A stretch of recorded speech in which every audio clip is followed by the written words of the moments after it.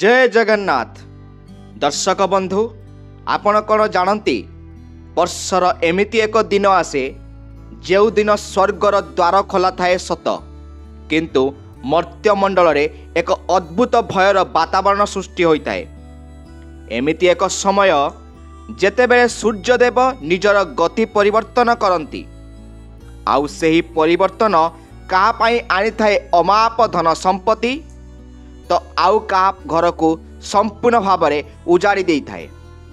आपण हुए तो भावुथिबे मु केउ दिन कथा कहूची।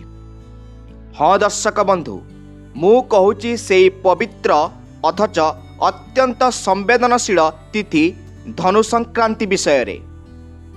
जो दिन ठारू आरंभ हुए महाप्रभु जगन्नाथकर अति प्रिय धनुमास, किंतु सावधान यह सेई मास जोठी गोटे छोट भूल बास गोटे छोट भूल आपणक स्वामी आयुष उपरे भारी पड़ी थाए।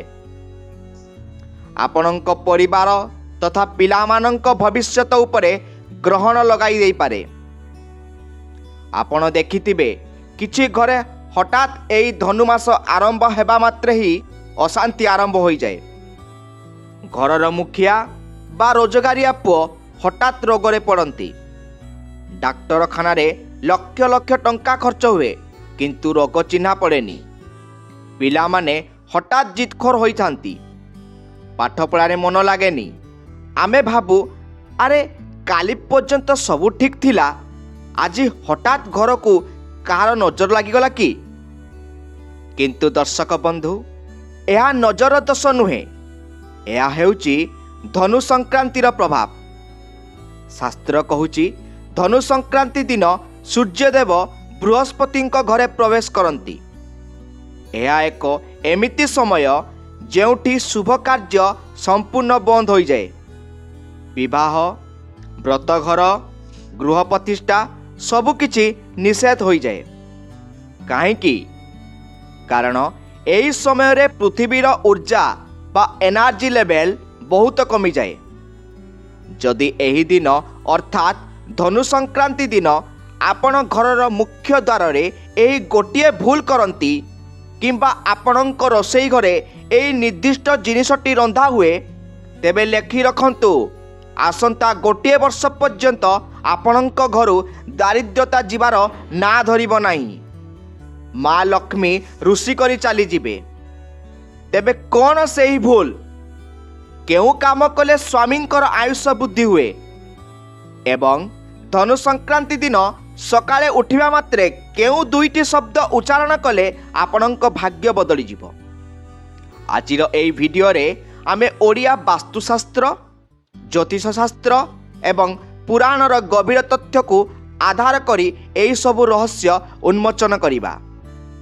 ता पूर्वरु छोट अनुरोध, चैनल को प्रथम थर आसीतिले हृदय रे साहस बांधी भिडियोटी को शेष पर्यंत देखंतु एवं गोटे लाइक करी सब्सक्राइब करि दियंतु, कारण आजिर एई सूचना आपणक परिवार सुरक्षा कवच साजी पारे। वर्तमान आसंतु मूल विषय को। प्रथमे बुझिबाकू हेबो जे धनु संक्रांति कौन एवं यह काहेकि एते विपज्जनक होई पारे। ज्योतिष शास्त्र अनुसार सूर्यदेव प्रत्येक मासरे गोटे राशि अन्य राशि को गमन करती। जेतेबेले सूर्यदेव धनु राशि रे प्रवेश करती सेई दिन को धनु संक्रांति बोली कहा जाए। ओडिया परंपरा रे एही मास को खूब पवित्र मना जाए, किंतु या सहित या को खर मास बा मल मास बोली मध्य कहा जाए। दर्शक बंधु टिके गभीर भाव रे चिंता करंतु। शीत ऋतुर प्रकोप एही समय रे सर्वाधिक थाए। पुरातन काल रे ऋषिमुनि माने कहिथिले जे धनु मासरे सूर्यंकर किरण दुर्बल थाए, जहा फल रे मनुष्य शरीर रे रोग प्रतिरोधक शक्ति कमी जाए। सेथिपाई एही मासरे सबुठारु अधिक स्वास्थ्यगत समस्या देखा देई थाए। किंतु केवल शरीर नुहे, एही समय रे आमर भाग्य मध्य दुर्बल हो जाए।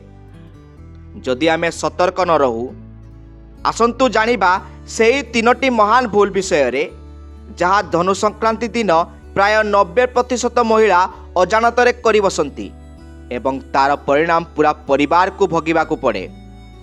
ଭୁଲ ନମ୍ବର 1, ବିଳମ୍ବରେ ଶଯ୍ୟା ତ୍ୟାଗ। ସବୁଠାରୁ ବଡ଼ ଭୁଲ ଯାହା ଏହି ସଂକ୍ରାନ୍ତି ଦିନ ଆପଣଙ୍କ ଘରର ଉନ୍ନତିକୁ ସବୁଦିନ ପାଇଁ ରୋକି ଦେଇପାରେ, ତାହା ହେଲା ସୂର୍ଯ୍ୟ ଉଦୟ ପରେ ବି ଶୋଇ ରହିବା। ଆପଣ ହୁଏତ ଭାବୁଥିବେ ଶୀତ ଦିନ ଟିକେ ଡେରିରେ ଉଠିଲେ କ'ଣ ହେବ, କିନ୍ତୁ ଶାସ୍ତ୍ର କହୁଛି ବ୍ରାହ୍ମେ ମୁହୂର୍ତ୍ତେ ବୁଧ୍ୟତେ ଧର୍ମାର୍ଥ ତାନୁ ଚିନ୍ତୟତେ।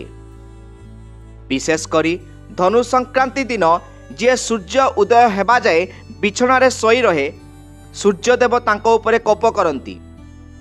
ମନେ ରଖନ୍ତୁ, ସୂର୍ଯ୍ୟ ହେଉଛନ୍ତି ଆରୋଗ୍ୟ ଏବଂ ଐଶ୍ୱର୍ଯ୍ୟାର ଦେବତା। ଯଦି ଘରର ଗୃହକର୍ତ୍ରୀ କିମ୍ବା ଘରର ମୁଖିଆ ଏହି ଦିନ ଡେରିରେ ଉଠନ୍ତି, ତେବେ ସେହି ଘରୁ ତେଜ ବା ପଜିଟିଭ୍ ଏନର୍ଜି ଚାଲିଯାଏ। ପିଲାମାନେ ଅଳସୁଆ ହୁଅନ୍ତି, ସ୍ୱାମୀଙ୍କର କର୍ମକ୍ଷେତ୍ରରେ ଅପମାନ ମିଳେ ଏବଂ ଘରେ ଦାରିଦ୍ର୍ୟତା ପ୍ରବେଶ କରେ। ତେଣୁ ଏହି ଦିନ ଅନ୍ଧାର ଥାଉ ଥାଉ ଅର୍ଥାତ୍ ବ୍ରହ୍ମ ମୁହୂର୍ତ୍ତରୁ, ଯାହାକୁ ଆମେ ଭୋର 4ଟାରୁ 5ଟା କହିଥାଉ, ସେହି ସମୟରେ ଶଯ୍ୟା ତ୍ୟାଗ କରିବା ନିହାତି ଆବଶ୍ୟକ। ଏବେ ଜାଣିବା ଦ୍ୱିତୀୟ ଭୁଲ ବିଷୟରେ, ଖାଦ୍ୟପେୟର ଅବହେଳା। ଦ୍ୱିତୀୟ ଭୁଲଟି ସିଧାସଳଖ ଆପଣଙ୍କ ରୋଷେଇ ଘର ସହ ଜଡ଼ିତ। ଧନୁ ସଂକ୍ରାନ୍ତି ଏକ ଅତ୍ୟନ୍ତ ପବିତ୍ର ଦିନ। ଏହି ଦିନ ସ୍ୱୟଂ ମହାଲକ୍ଷ୍ମୀ ବା ମା ଅନ୍ନପୂର୍ଣ୍ଣା ରୋଷେଇ ଘରେ ବିଚରଣ କରନ୍ତି। କିନ୍ତୁ ଦୁଃଖର ବିଷୟ, ଅନେକ ଲୋକ ଜିଭର ଲାଳସାରେ ପଡ଼ି ଏହି ଦିନ ଘରେ ଆମିଷ ରନ୍ଧନ କରନ୍ତି। ସାବଧାନ! ଯଦି ଆପଣଙ୍କ ଘରେ ଧନୁ ସଂକ୍ରାନ୍ତି ଦିନ ମାଛ, ମାଂସ କିମ୍ବା ଅଣ୍ଡା ପଶିଲା, ତେବେ ବୁଝି ନିଅନ୍ତୁ ଆପଣ ନିଜ ହାତରେ ନିଜ ପିଲାମାନଙ୍କର ସୁରକ୍ଷା କବଚକୁ ଭାଙ୍ଗିଦେଲେ। ଶାସ୍ତ୍ର ଅନୁସାରେ ସଂକ୍ରାନ୍ତି ତିଥିରେ ଆମିଷ ଭକ୍ଷଣ କଲେ ମହାପାପ ଲାଗେ। ଏହା ଘରର ବଂଶବୃଦ୍ଧିରେ ବାଧା ସୃଷ୍ଟି କରେ। କେବଳ ସେତିକି ନୁହେଁ, ଏହି ଦିନ ରସୁଣ ଏବଂ ପିଆଜର ବ୍ୟବହାର ମଧ୍ୟ ବର୍ଜନୀୟ। ଏହି ଦିନ ଘରେ କେବଳ ସାତ୍ତ୍ୱିକ ଭୋଜନ ହେବା ଉଚିତ। ବିଶେଷ କରି ମହାପ୍ରଭୁ ଜଗନ୍ନାଥଙ୍କ ପାଇଁ ଏହି ସମୟରେ ପୋହଲି ଭୋଗ ଲାଗେ। ତେଣୁ ଘରେ ମଧ୍ୟ ସେହି ପବିତ୍ରତା ବଜାୟ ରଖିବାକୁ ପଡ଼ିବ। ଯେଉଁ ନାରୀ ଏହି ଦିନ ଘରେ ଶୁଦ୍ଧ ଘିଅରେ ବିନା ପିଆଜ ରସୁଣରେ ଖାଦ୍ୟ ପ୍ରସ୍ତୁତ କରି ପରିବାରକୁ ଖୁଆନ୍ତି, ତାଙ୍କ ସ୍ୱାମୀ ଦୀର୍ଘାୟୁ ହୁଅନ୍ତି। ଏବେ ଜାଣିବା ତୃତୀୟ ଭୁଲ ବିଷୟରେ, କଳହ ଅପଶବ୍ଦ ବିଷୟରେ। ତୃତୀୟ ଏବଂ ସବୁଠାରୁ ଭୟଙ୍କର ଭୁଲ ହେଉଛି, ଯାହା ଆଜିକାଲି ପ୍ରାୟ ସବୁ ଘରେ ଦେଖିବାକୁ ମିଳୁଛି, ତାହା ହେଲା ସକାଳୁ ଉଠି ଝଗଡ଼ା କରିବା। ଧନୁ ସଂକ୍ରାନ୍ତି ଦିନ ସୂର୍ଯ୍ୟ ଏବଂ ବୃହସ୍ପତିଙ୍କର ମିଳନ ହୁଏ। ବୃହସ୍ପତି ହେଉଛନ୍ତି ଜ୍ଞାନ ଏବଂ ଶାନ୍ତିର କାରକ। ଯଦି ଏହି ଦିନ ସକାଳୁ ଘରର ସ୍ତ୍ରୀ ସ୍ୱାମୀଙ୍କ ସହ ପାଟିତୁଣ୍ଡ କରନ୍ତି କିମ୍ବା ପିଲାମାନଙ୍କୁ ଗାଳିଗୁଲଜ କରନ୍ତି, ତେବେ ସେହି ଘରୁ ବୃହସ୍ପତିଙ୍କର କୃପା ଚାଲିଯାଏ। ଜ୍ୟୋତିଷ ଶାସ୍ତ୍ର କହେ, ଯାହାର ବୃହସ୍ପତି ଖରାପ ହୋଇଥାନ୍ତି, ତାଙ୍କ ଘରେ କେବେ ବି ଟଙ୍କା ସଞ୍ଚୟ ହୋଇ ରହେନି। ଯେତେ ରୋଜଗାର କଲେ ବି ଶେଷରେ ହାତ ଖାଲି, ରୋଗ ବୈରାଗ୍ୟ ଲାଗି ରହେ। ତେଣୁ ଏହି ଦିନ ଯେତେ ବଡ଼ ସମସ୍ୟା ଥିଲେ ମଧ୍ୟ ନିଜ ପାଟିରୁ କଟୁ ଶବ୍ଦ ବାହାର କରନ୍ତୁ ନାହିଁ, କାହାକୁ ଅଭିଶାପ ଦିଅନ୍ତୁ ନାହିଁ, ଏପରିକି ଘରକୁ ଆସିଥିବା ଭିକାରୀକୁ ମଧ୍ୟ ଖାଲି ହାତରେ ଫେରାନ୍ତୁ ନାହିଁ। ଏବେ ଆପଣଙ୍କ ମନରେ ନିଶ୍ଚୟ ପ୍ରଶ୍ନ ଆସୁଥିବ, ଆଜ୍ଞା, ଯଦି ଅଜାଣତରେ ଏହି ଭୁଲ ହୋଇଯାଉଛି, ତେବେ କ'ଣ କରିବୁ? ଏବଂ ସ୍ୱାମୀ ଓ ପିଲାଙ୍କ ସୁରକ୍ଷା ପାଇଁ ଏହି ଦିନ ପ୍ରକୃତରେ କ'ଣ କରିବା ଉଚିତ? ଦର୍ଶକ ବନ୍ଧୁ, ଭୟ କରନ୍ତୁ ନାହିଁ। ଆମ ଶାସ୍ତ୍ରରେ ସମସ୍ୟା ଅଛି ତ ସମାଧାନ ମଧ୍ୟ ଅଛି। ଧନୁ ସଂକ୍ରାନ୍ତି କେବଳ ବିପଦର ନିଦ ନୁହେଁ, ଏହା ହେଉଛି ପୁଣ୍ୟ ଅର୍ଜନ କରିବାର ମହାପର୍ବ। ଏହି ଦିନ ଏମିତି କିଛି ବିଶେଷ ପୂଜାବିଧି ଏବଂ ଟୋଟକା ରହିଛି, ଯାହା କରିବା ଦ୍ୱାରା ଯମରାଜ ମଧ୍ୟ ଆପଣଙ୍କ ଘରର ଦ୍ୱାର ଛାଡ଼ି ପଳାଇବେ। ଆପଣ ଜାଣି ଆଶ୍ଚର୍ଯ୍ୟ ହେବେ, ଏହି ଦିନ ଓଡ଼ିଆ ଘରେ ପ୍ରସ୍ତୁତ ହେଉଥିବା ଧନୁମୁଆ କେବଳ ଏକ ଖାଦ୍ୟ ନୁହେଁ, ଏହା ପଛରେ ରହିଛି ଏକ ବିରାଟ ବୈଜ୍ଞାନିକ ଏବଂ ଆଧ୍ୟାତ୍ମିକ ରହସ୍ୟ। କାହିଁକି ଜଗନ୍ନାଥଙ୍କ ପାଖରେ ଧନୁମୁଆ ଭୋଗ ଲାଗେ? ଏବଂ ଏହି ମୁଆଁକୁ ଘରର ସମସ୍ତେ ମିଳିମିଶି ଖାଇଲେ କିପରି ପରିବାରର ସମ୍ପର୍କ ମଧୁର ହୁଏ।